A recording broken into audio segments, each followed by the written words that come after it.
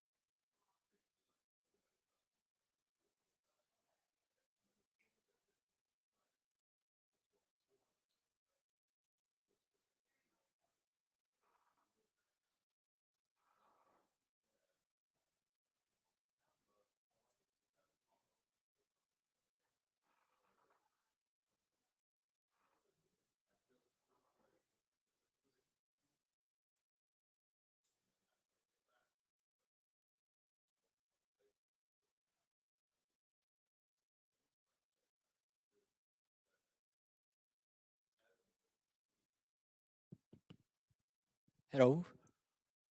Okay, let's get started. So this is TCPM working group meeting. Please make sure you are in the right room. My name is Yoshi, one of the people of this working group, and Michael is online right now. Hello.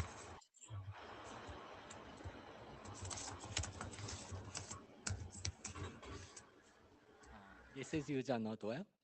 I think you already familiar with this one, but just in case, this not well describe how you participate IETF meeting, code of conduct, and so on. In addition to this, this not well describe how intellectual property is handled in IETF. So if you have any concerns in this kind of topic, please read this not well carefully. You can find the same contents on the IETF webpage. So this is a meeting tips for the meeting.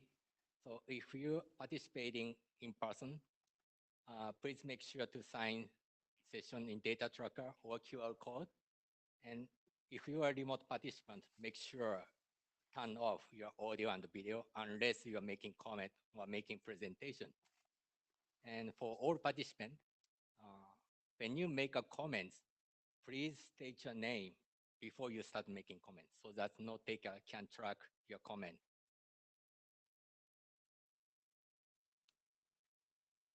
And this is logistics. Thanks, Stuart, to note taking. And Michael will take care of the other. Thank you so much. And this is short reminder. When you submit your internet draft to this working group, please make sure to include TCPM the part of your name of your draft so that we can track the status of your draft very easily.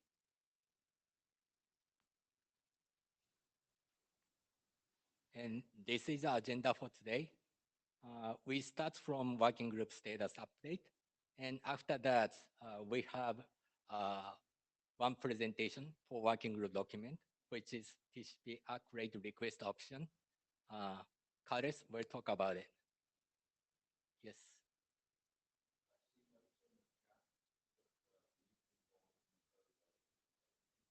Oh, okay.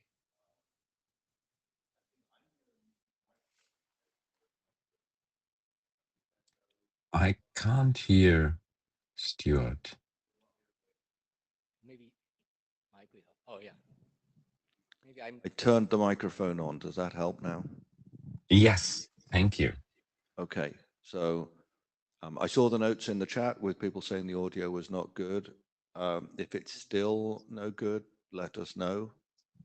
Yes, I can hear you much better than I can hear Yoshi. Okay, maybe I'm too close to the mic. Yeah, please get closer to the mic, Yoshi. Oh, okay, too close. Like this? Yes. Okay, like this.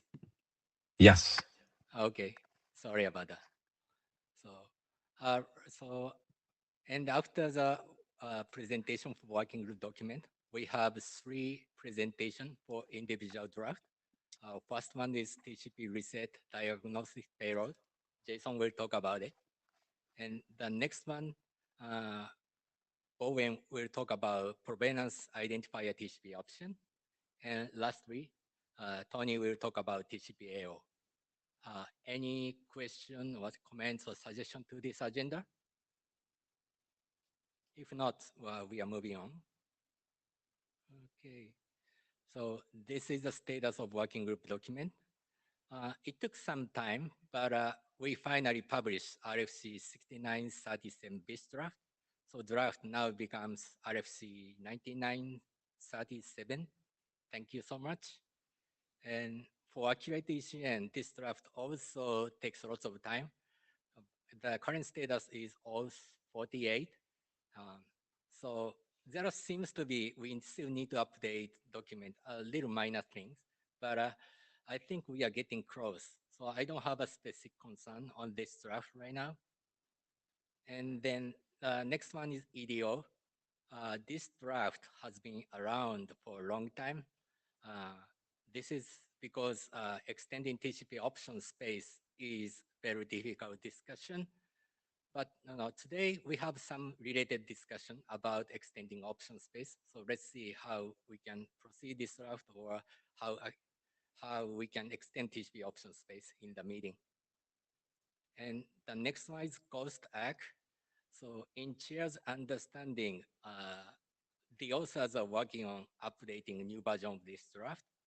So from Chair's point of view, we are waiting for the new version of the draft. And once the new version has been submitted, the chairs will check it and review it and discuss if this document is ready for working group last call or not. So that's the plan. And then last one is accurate request. I think this document is fairly getting close. And we have a discussion today. So let's see if there are any other remaining items or we can conclude this draft in the meeting. So that's the plan. So any comments on the current working group items? Okay, if not, we only have 1 hour. So let's move on to the presentation.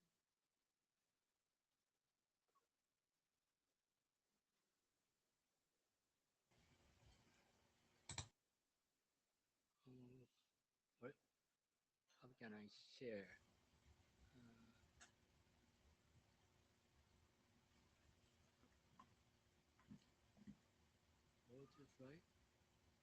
Sorry. How can I share? Okay. Sorry. I tried to share slide, but cannot share slide.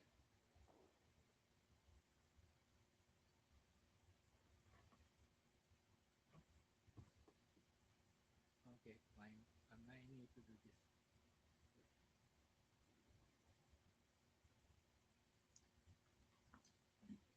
Okay. So, Karis, are you ready? Okay. Yes, I'm ready. Can you hear me? Yeah, I can hear you. Okay, thank you. Okay. Hello, everyone. My name is Carlos Gomez, and I'm going to present the last update of the draft entitled TCP ACK rate request tar option. My co-authors are John Crowcroft and Michael Tuxen. By the way, Michael has joined as co-author in this last version of the draft. So first of all, a quick reminder on the motivation for this draft. Delayed ACKs is a widely used mechanism which is intended to reduce protocol overhead. However, it may also contribute to suboptimal performance in a number of scenarios, such as so-called large congestion window scenarios, meaning those where congestion window size is much greater than the MSS, where saving more than one of every 2 ACKs may help improve performance. and so-called small congestion window scenarios, meaning congestion window size up to about 1 MSS, where delayed acts may incur too much delay or limit congestion window growth, and so on. So this is the main format for the TAR option. The R field indicates the ACK rate, which is requested by the sender, meaning after how many received data segments the receiver is requested to send an ACK. Currently, there's the maximum value for this field of 127, and there's the special case of R equal to 0, which indicates the request of an immediate ACK while keeping the steady state value of R. On the status of the draft, it was adopted 3 years ago, and today I'm presenting version 11, which provides a new section 7 on socket API considerations, which is intended as informational, and it aims to show how the socket API can be extended to allow an application to use the functionality defined in this document. And this is an initial version for this section and possibly a basis for further discussion. So let's go through the actual new content, which is again in section 7.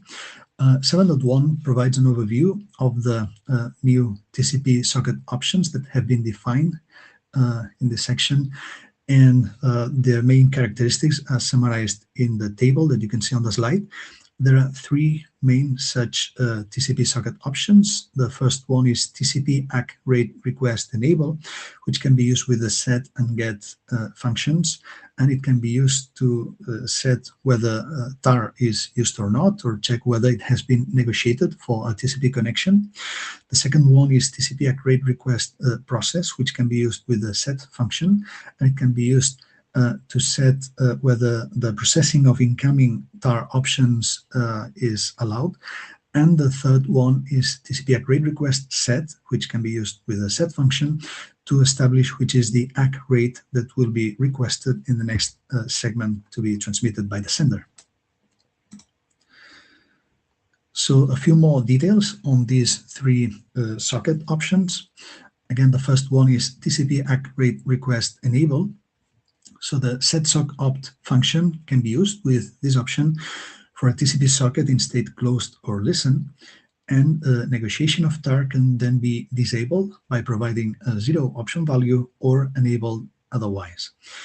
Then the getSockOpt function can be used with this option for a connected TCP socket, and the option value return will be 0 if TAR support has not been negotiated for the TCP connection, or non-0 otherwise. For the second TCP socket option, newly defined here, it's the TCP ACK rate request process, and the setSockOpt function can be used with this option for a TCP socket to establish if processing of incoming TAR options is enabled. That would be by providing a non-zero option value, or disabled otherwise. Then the default value of this socket option is that incoming options are processed, and for accepted sockets, this socket option is inherited from the listening socket. Finally, the third new TCP socket option is TCP ACK rate request set. The setSockOpt function can be used with this socket option for a connected TCP socket, and in this case, a TAR request for the ACK rate specified in the option value will be sent with the next TCP segment. So this is the new content in section 7. If you have any comments or feedback, please let us know. So then you may recall that the last time we presented this draft was in Madrid, and we expressed that the authors were not aware of outstanding issues on the draft, but then there was some discussion, and the outcome was that it would be good to collect some additional experience from implementation and or evaluation. And we are actually working in both directions. In terms of implementation, in addition to the prototype implementation for FreeBSD that Michael was leading, there's also some new, very initial right now implementation work for Linux, which among others doesn't yet cover the socket API functionality that I presented. And about simulation, we have also some simulation code that has been developed. It's more mature compared to the implementation part, and it's still in progress. This is for the network simulator called NS3, and you can find the link to the code on the slide. And we would like to encourage also the community to contribute in either implementation or evaluation, and perhaps collaborate. And in any case, any feedback or reviews would be very much welcome. So I think that is my last slide. I don't know if there may be any comments or questions. Any comments or questions?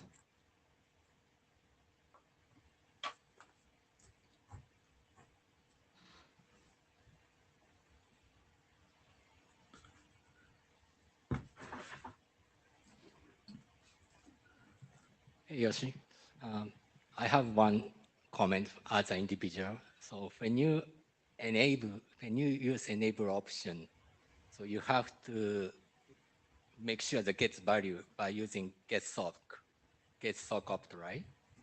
And to make sure the option is enabled or not. But yeah, yes.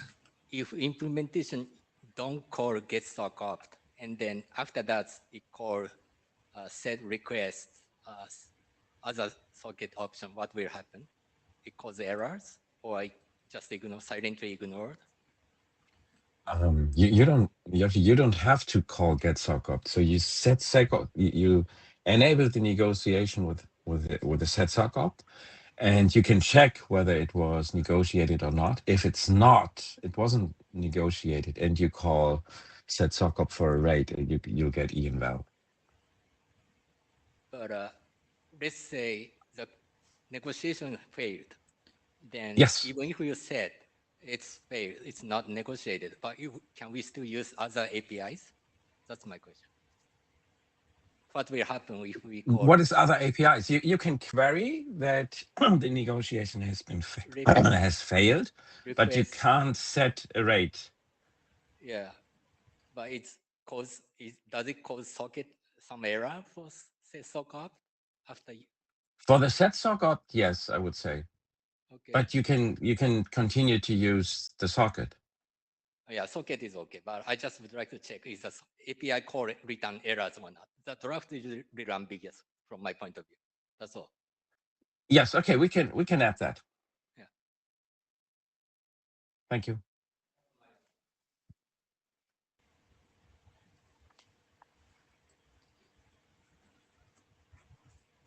Okay, any other comment? I think in Chair's understanding, there is positive support of this draft.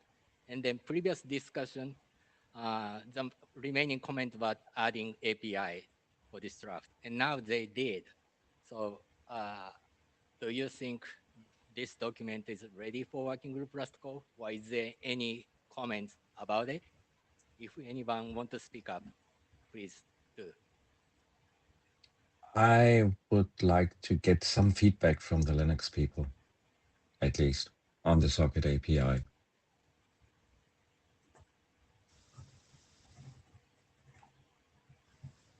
Is this Corey's comment?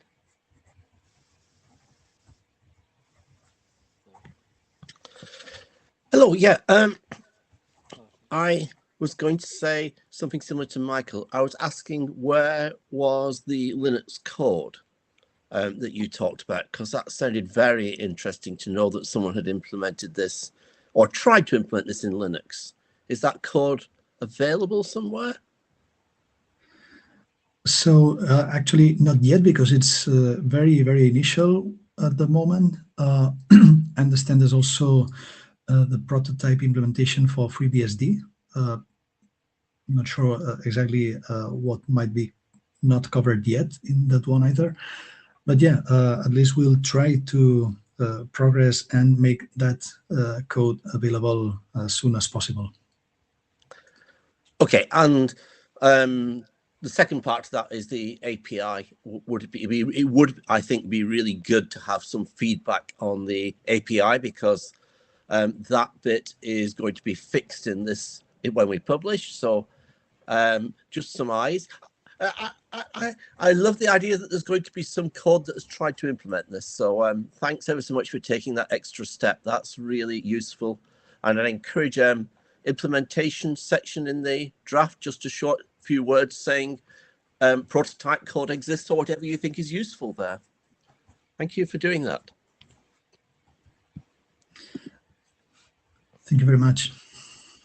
Okay, then I think this draft is getting very close, but so maybe you can update the draft and then checking with Linux implementation, and then we can proceed to finish this document later.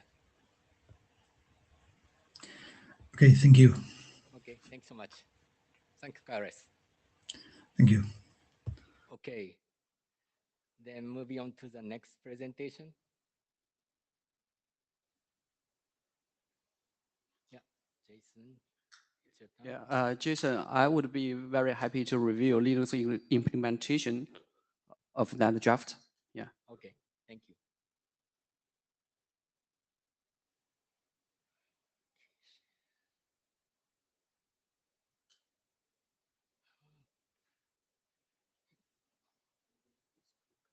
Yeah, hold on a second. I'm writing. I'm going to control. Yes, go ahead. Yeah.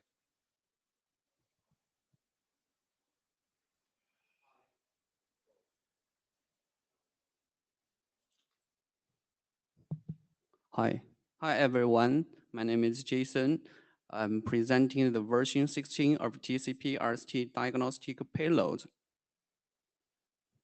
Before we get dive right in the pending issue from IETF 124, I would briefly introduce the how basically the draft works. Prior to this draft, we have no any visible tool or any implementation to help us understand the underlying behavior when we receive or send an RST packet.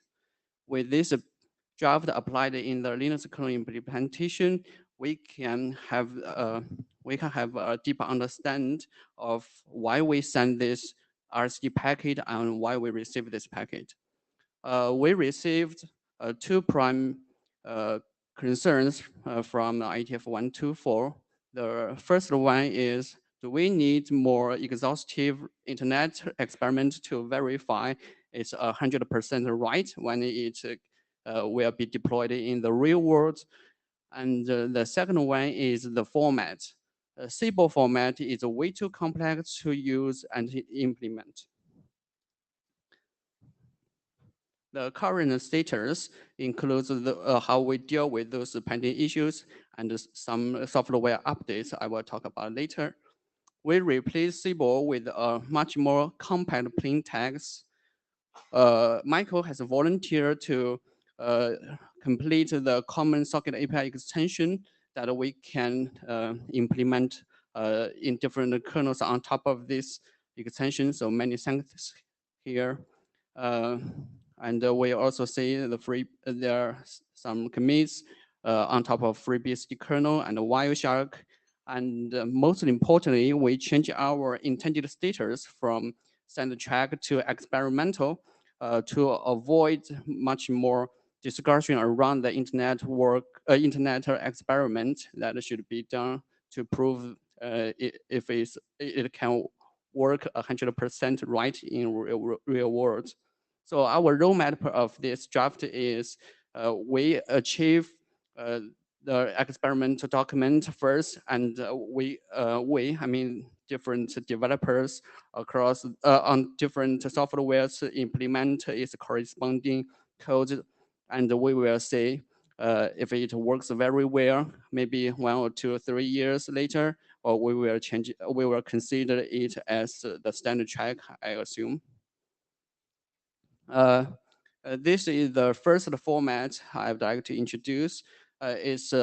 It's a compact format. It comprises 3 values. The first one is a fixed value, that is a magic number, and the subsequent 2 values are respectively reason code and PAN. We have 2 kind of combinations of these 2 values. The highly recommended way from my side is please use the reason code only. You can find there are 70 reason codes in the table 2 in this draft. If you have some interest, you can find them there. If someone argues that if they want to apply their own private code, please set this PAN to a certain number that has been already registered in the enterprise number, and you can use your own reason code. And we also provide alternative that is a free description format. We replace the previous reason code and PAN with a bulk of reason description. So this length can be flexible. The maximum number can be 255 bytes, I think. Let me revisit a little bit. This length is a fixed, is 8, and this is a more flexible. And this is how Michael and I and some other people working together on this socket options. And there are 3 options. The first one is reason enable. That is a knob to decide if the application want to enable this feature. So we can launch a set socket opt to enable or disable it. By default, we disable this feature to avoid some unexceptional behavior that can happen in between 2 servers. And the second one is the reason code. We can use the get socket opt to retrieve the code from the kernel and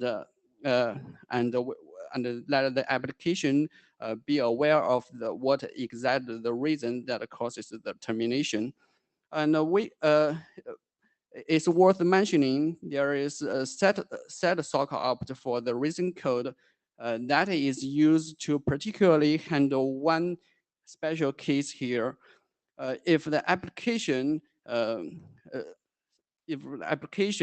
use the Solinger feature and then calls close system call, it will actively perform the termination with sending an RST because of this application. So this set socket opt provides a tunnel that the application use their own code to tell the remote site. And the third one is the reason description that is used to serve the free description format.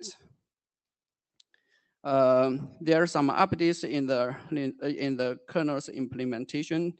Michael has done the complete patch targeted at the FreeBSD kernel at this link. And in the Linux kernel, part of this draft has been already merged in the mainline in 2024 by me. There are some much remaining work to be done, like how to communicate between two sides and how we can use the recently added the socket API. And we also noticed there is a commit that implements the version 15. I don't see much difference between the version 16 and the 15 and 16. Last but not least, I'm humbly requesting the working group adoption since we changed our intended behavior, intended setters to experimental. Thanks. Any questions and suggestions are welcome. Any comments?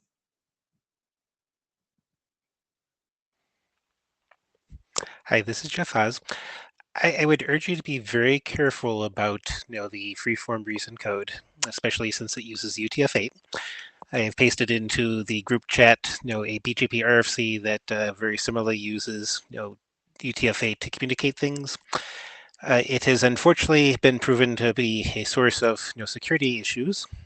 UTF-8 is very tricky to encode correctly. Even if you're getting the length of the individual UTF-8 characters correct, getting all the other non-displayable character considerations correct is also very difficult. I'm not saying you can't do it, but I would urge you to think very strongly, what are you expecting a receiver of this reset to actually do with this display message? Thank you. Okay, I might miss a part of them because of the voice. You mean it can take risks when we trying to transfer the encoded format to like the leaking users' information, something like that? I'm not sure if I'm answering this right. I see that we're very close to the end of this presentation. I will post my stuff into the chat. Okay. Lars? Hi, Lars Eckert, Mozilla. So I think I had a similar comment that Jeff just made. But first of all, thank you for removing the CBOR option. I think that was a huge improvement. I've been wondering why we actually need this free-form text form of the option at all. I think the pen plus custom code lets an entity express anything it wants to express. And removing the freeform code option has a bunch of benefits, specifically like Jeff mentioned, right? Encoding Unicode and decoding Unicode is problematic. So I would encourage us, if we adopt this, to only adopt the pen plus code version of the extension. Thank you. Okay. I will take that into consideration. We can discuss it a little bit more of the. Michael Tuxen, as an individual, I second what the speaker before said. I also only implemented the compact form in FreeBSD and will not implement the free form. I don't think we need this. And I have concerns not only about the encoding, but also about the size. So adding 8 bytes is okay, but right now you can add a large number of bytes there, which does not serve any function. Right. The highly recommended way is use the compact format. So that's why I get rid of that freeform thing. Pardon? You mean get rid of this free description compact? Yes, only right now it's like the one thing is mandatory, the other is optional, and we can just remove the socket API reflects that. You can just remove the one socket option and the format, and everything's fine, in my view. I'm not so sure about that. I mean, if we can still keep this, because this draft is experimental, and after we implement this draft across different kernels, and we can then decide if we need to get rid of this. Do you think it's acceptable for you? I accept my individual opinion as the 2 other people in the queue that they would suggest to remove this. When after working group adoption, it's the decision of the working group. Before it's your. Okay, I got it. Thanks. Okay. So seems to be the consensus is to remove the free format. Yeah. But I just would like to check if there is another concern on this draft. Okay, then my take is no, you can update the draft. Okay. To remove free format. And then we can discuss, we can ready for adoption call or not. Okay, it resolves the question that raised by, I don't know, the other guy. Yeah, thanks. Thanks so much.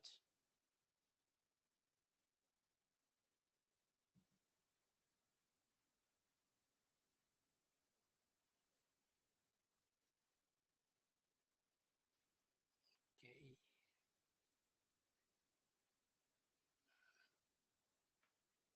Okay, sorry. Share slide. Test. Okay, and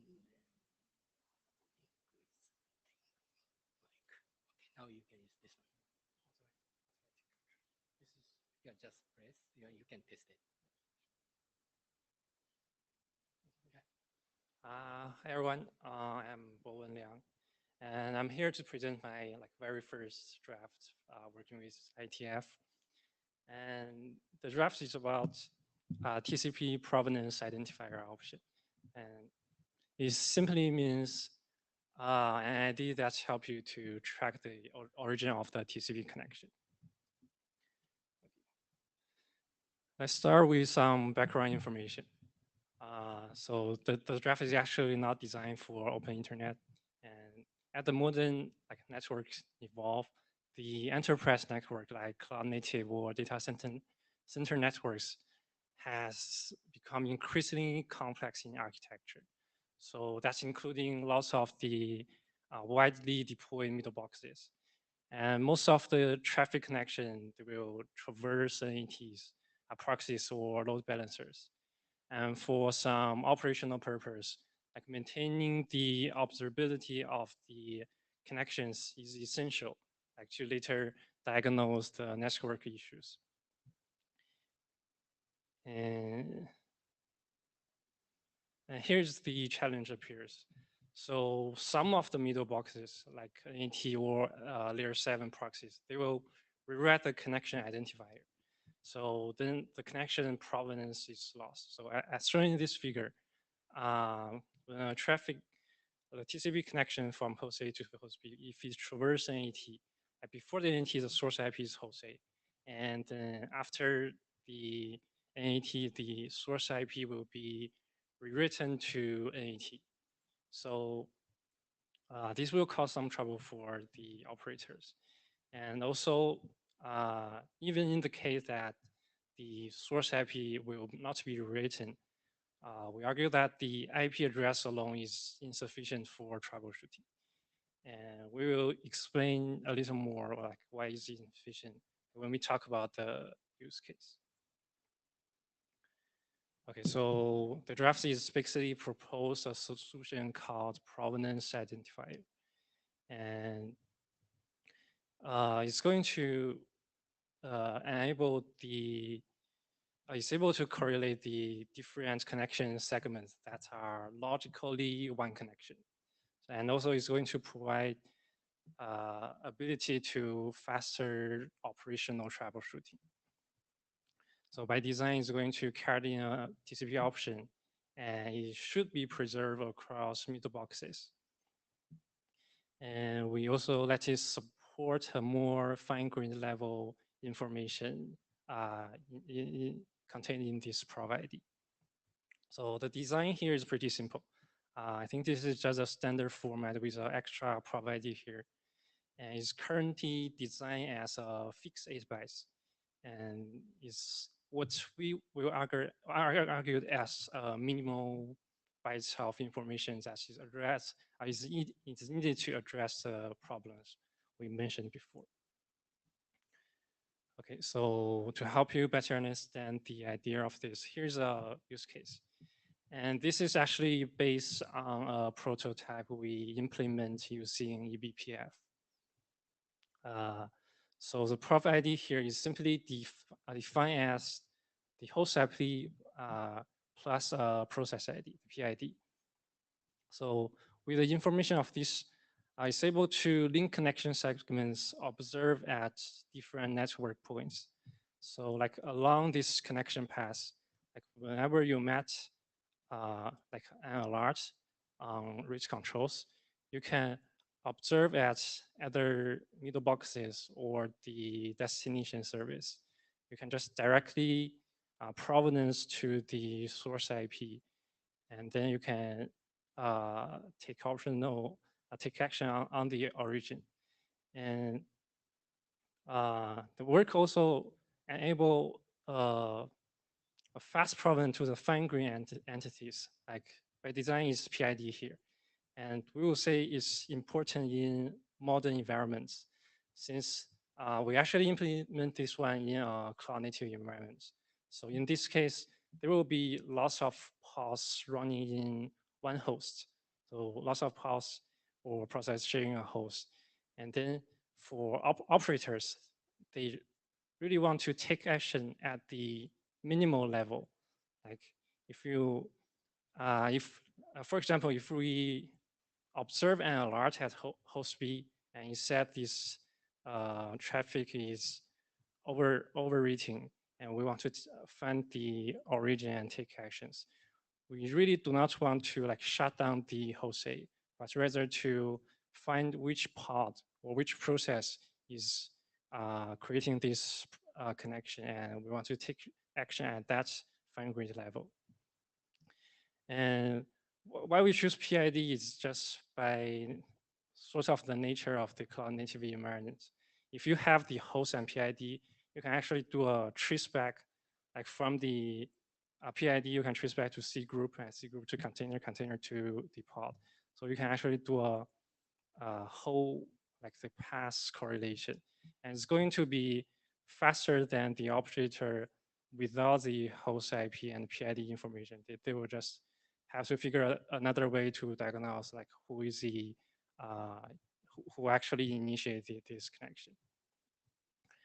Okay, so as I mentioned before, this draft is really at a beginning stage. So it's kind of my first work, and has not been updated like into details yet.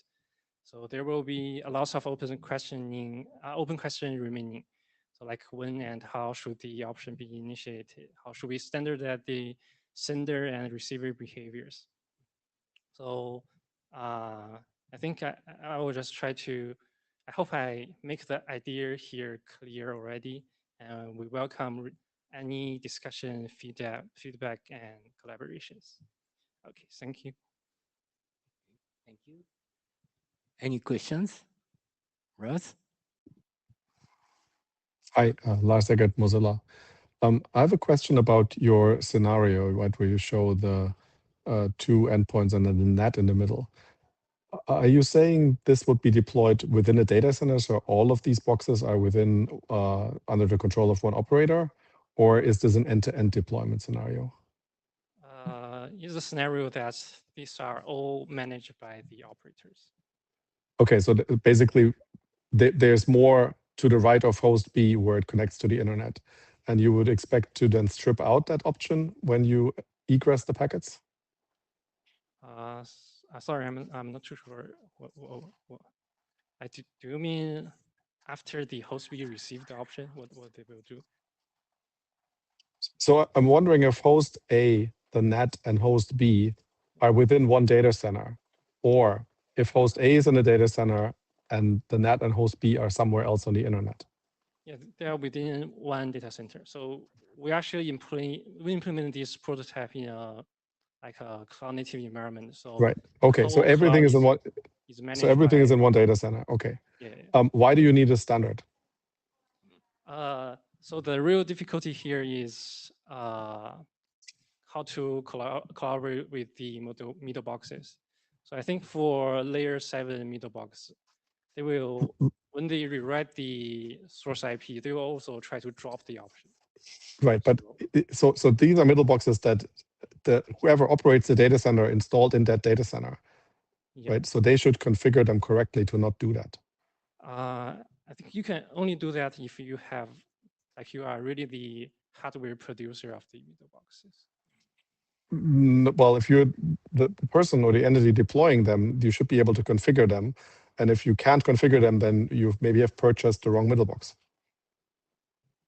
Okay. So basically, I wonder if this is a problem that requires a standard to solve it, or whether you can just deploy this in a data center. You know, like you said, you've done an implementation, and you know. The scenario we met in the prototype is actually we cannot let all the proxies support the option here, but they will drop the option. Yeah. Okay, so your real problem is that the NATs are doing things to your traffic, and you want them to stop. So 20 years of dealing with NATs in the IETF means this will not happen. You cannot stop NATs from changing packets. So I don't think this is going to be a solution for you. But I've taken up enough time. I'm going to get off. Thank you. Magnus Westlund. Yeah, I think I agree with Lars that from the perspective of the deployability here, either you have the control over the middle boxes So then you can configure them to let this option through. Otherwise, it will strip and not work anyway. Also, I mean, this is a privacy concern in general. It really needs to be only in these limited deployment cases where this would be acceptable, I think, for your use. I also have a question about, if I count this correctly, you will burn 12 bytes of the option space. So unless we have more option space, is this really what you're spending option space on? Thank you for the comments. Hi, just one question. State your name, please. Sorry? State your name, please. Oh, Zhongwen Li from Tsinghua University. I wonder whether the PID is transferred in plain text. The question is that if it indeed is transferred in plain text, then there may be some leakage, privacy leakage, and since the mailbox and the receiver does know the exact PID of the sender. So how do you think of this? Yeah, that's some privacy and security consideration. But like we currently design it as plain text because it's sort of designed for a self-managed network. So supposed to be protected by other mechanism already. So okay, so yeah, and also we did not really go detail to the security consideration yet. So yeah. Okay, thank you. That's thank you. Sorry. Okay. Please make it quick. Sorry. I just want to remind everybody. Okay, that's so funny. My name is Stuart Cheshire. I work at Apple. I'm taking notes. I came to the microphone, thank you, Maria, to remind everybody to join the queue, because if you're not in the queue and I don't know your name, then whatever you say doesn't go into the notes. So if you care about what you said being recorded in the notes, please help me out by putting your name in the queue so I can keep up with my typing. Thank you. Mia Kulevind. So I think actually this is interesting to look at this beside the data center scenario, because this is the scenario we've been using, we designed quick migration for. And in quick, we put like a lot of effort into like all this privacy and considerations. So for example, the connection ID is changed whenever you change your address or whatever. And there is encryption context in quick, so that makes it easier, which is not here. So I think, you know, if you want to solve that problem, I think you need to consider all these things and maybe look at quick and get inspired there. Yeah. Okay, thank you. Thanks so much. So maybe my suggestion is, if you want to collaborate some, contents provider or something, then you might get some more tangible use case, tangible requirement. Then you can sophisticate your draft a little bit more. That's my suggestion. Yeah, thank you for the advice. Thank you.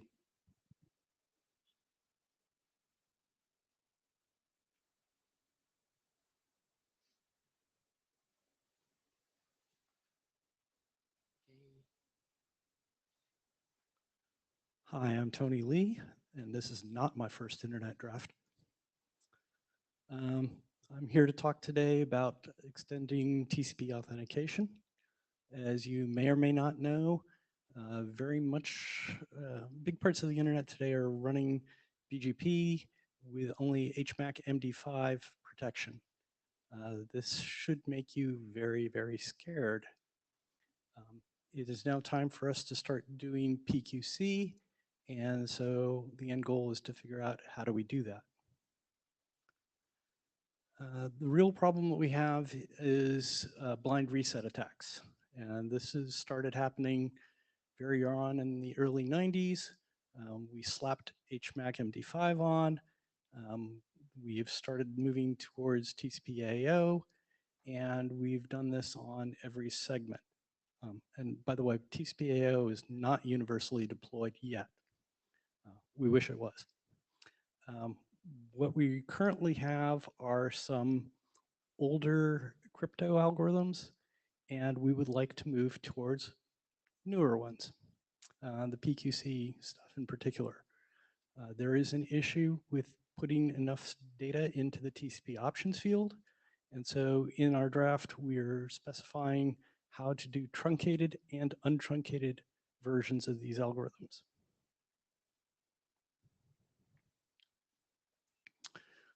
Doing the truncated stuff is not particularly difficult. If we do untruncated things, then we run into the 40 byte option limit. We've already talked about 2 ways of getting around that limit. I'm not going to rehash that discussion now. Okay, here they are. Take a look at them. Let's not argue about it right yet. Let's talk about crypto first. And by the way, I'm a BGP geek, so if you've got a hard crypto question, I'm going to have to pass on it. So wouldn't we have to have untruncated authentication in TCP/AO? We have some strong things. Do we have to have them on strong algorithms and long hashes on the SYN packet? When do we have to have that? And are these things compatible with legacy TCP implementations? These seem to be the major questions on the table. We've got lots of discussion going on. It's fine with us if we take a long time to figure this out, that's fine. We can discuss the requirements, we can talk about separate solutions. What we are asking is that we allow our proposal for how to do this extended options. We want to proceed that forward as experimental. And that way, that allows customers to get something deployed quickly. We'd like to do that because some people are ready to cut over to it very soon. What's the risk here? Well, being experimental is not a big deal. Okay, we're not asking for code points. We don't have a problem. If the experiment fails, then we move on to something else and we mark it historic and move on. It's not the big deal at all.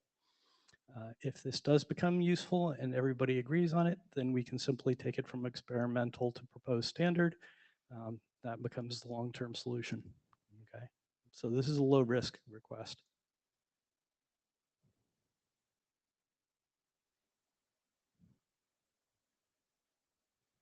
Okay, slides are stuck. This is not, I think this is a last. Okay. Never mind, last slide. So in our draft, we are proposing a bunch of crypto for both untruncated and truncated versions. I'm not going to get into the crypto details here. If there are questions, please feel free.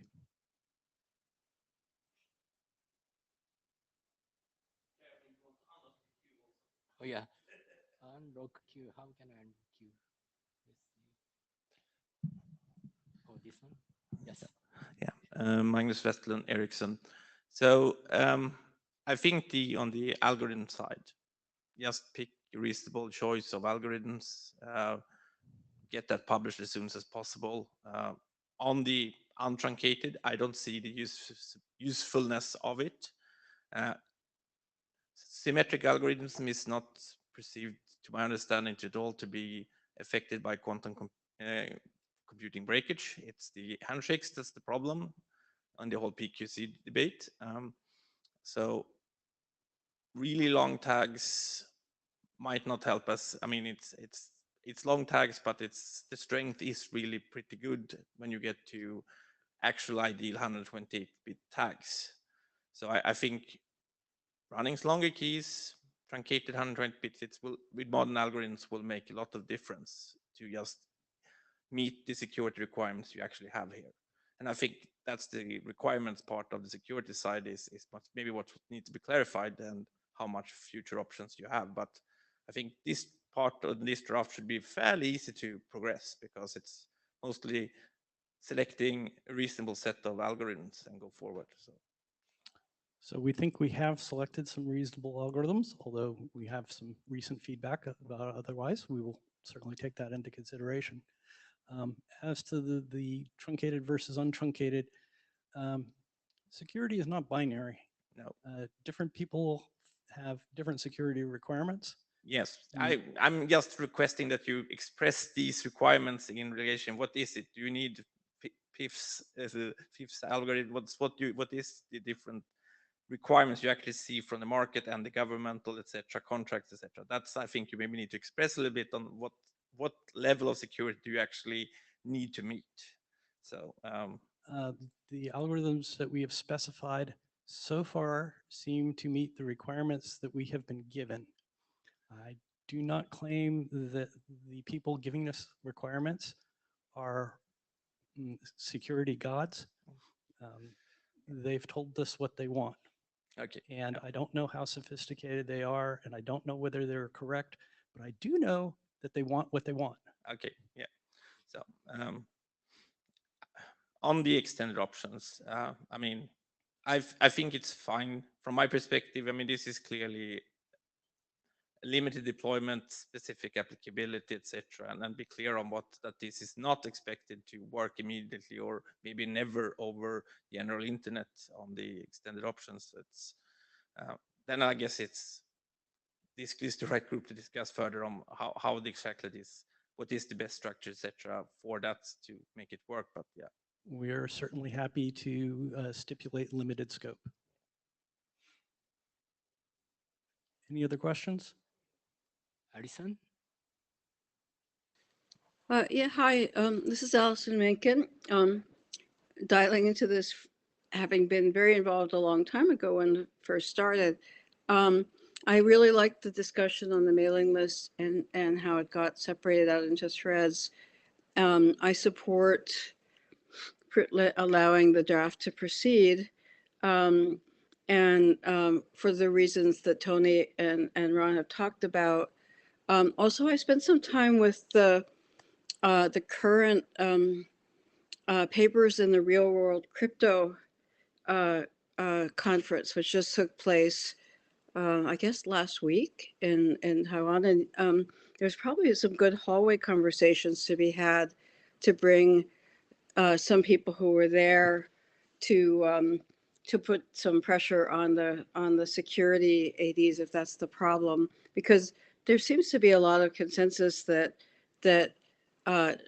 truncating to 128, not a lot, but papers that are saying don't worry about truncating to 128 bits, even because of the benefit of the modern algorithms. So I would just encourage you to get some more voices. I'll try to post a couple of the ones that I was looking at, and also see if I can convince a couple colleagues who I think were sympathetic to weigh in a little bit. But I just wanted to put in a word of gratitude that this is actually being extended to modern algorithms. Thank you. We certainly acknowledge that some people feel like truncating is not a problem. We are not convinced that everyone feels that way yet. And the problem is everyone, right? Not everyone is sufficiently sophisticated to understand those papers and feel that they are secure. So, right, and I mean, this is rough consensus stuff, but I think having some people join the conversation who might not even know it exists at the moment might help with the, I don't know who exactly are the people feeling most insecure, but surely they're the most insecure without making any changes at all. So, but I also think that a case may be makeable, and I've been preparing for something else for IETF, but I will try to get a few words onto the mailing list in the near future myself. The customers that we were talking to have crypto that they consider to be mission critical, and they have extreme requirements, and they are most insistent. They may not be right, but they are insistent. So Tony, can I ask one interruptive question? So can you make two drafts? One is truncated, the other one is not truncated. To what end? To internet draft. Separate to internet draft. One is for non-truncated version. The other one is truncated version. Again, I don't understand how this helps. We are interested in doing both. Okay. The only question is, how do we, what version of extended options do we use, if any, right? Okay. And Yeah, that's the real debate. Wondering. And other than that, this is knobs the customer's pick. Okay. Any other questions? Hi, Lars Eckert, Mozilla. So I think letting the customers dictate, and give them what they want is maybe not the best solution here. And the good news is we have experts in the IETF that understand these crypto algorithms and the trade-offs. And so I suggest we ask them. I have heard many people say that truncation is fine. I'm also not an expert, so I would not want to carry forward something in the working group that requires an extended option space, even if it was only for limited deployments like for BGP. I'd be very happy to take something forward that works in the current option space. Whether that requires truncation for all crypto schemes or if some of them can even be carried untruncated, I don't really care. But I think that is where I'm coming from. And we should do the same thing here that we do for TLS, which is we should have IETF crypto experts or CFRG people provide a list of schemes that is diverse and has the right properties going forward into the future and standardize those. I don't think we even need to go experimental here. I think it would be valuable to have a standard in this space. But I don't want us to rubber stamp requirements from random unnamed customers, no matter how big they are. Thank you. So we're not trying to rubber stamp requirements from them. We're trying to propagate solutions. What we're trying to do is to address what the market demands. And the market is not going to change just because the IETF stands up and says, this is strong enough for you, right? Again, security is not binary. We cannot tell people that this is secure enough. You can live with only this lock on your door. That's not enough. Yeah, on the draft splitting, Magnus Westlund, on the draft splitting, etc. I think the algorithm registration draft, it can include any options that actually is possible to use with the options that exist today. So saying work within the current context of AO, etc. And that shouldn't be a problem. And if AO option itself fits things that's registered them, etc. The problem, I guess, is that you can actually not use them in real deployment because without the extended option space. And but that's separate and keep those things separate. Separate problems, Yes. exactly. Yeah.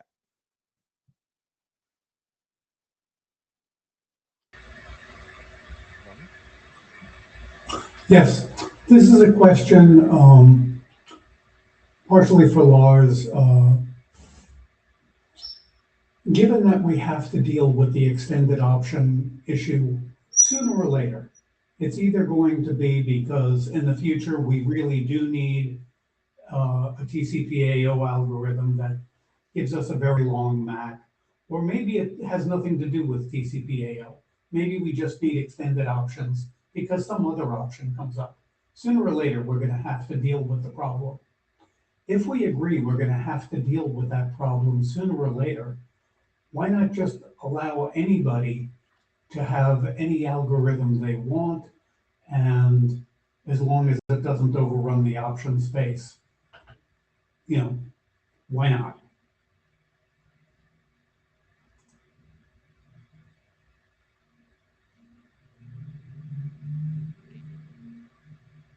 Donggu? Oh, hi, nice talk. Just one question. I was wondering about the necessity of extending the option length, because I think that if we extend the length from maybe 40 to 80, then one day we will think that it is not that enough. It's like an endless game. So how do you think of this? You're absolutely right. We can extend it all the way up to the segment length and we can carry no payload.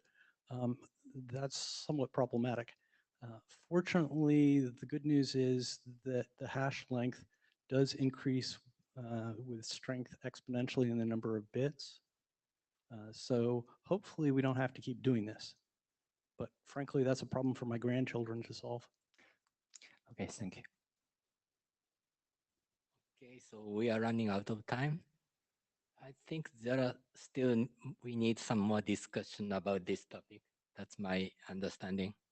So maybe the authors and the chairs might have some discussions and then think about what's the best option. Of course, we would simply like to request adoption. Is that right? At this point, there are so many comments and I don't know how to proceed. So I need more discussion. We can discuss till the cows come home. Someday you're gonna have to do an adoption poll. Yeah, someday I would. Okay. Yeah. Sooner rather than later, please. Thank you. Okay, that concludes the discussion for this TCPM working group meeting. Thanks for joining. So see you next IDM meeting. Thank you so much. See you, and thanks for the note taker.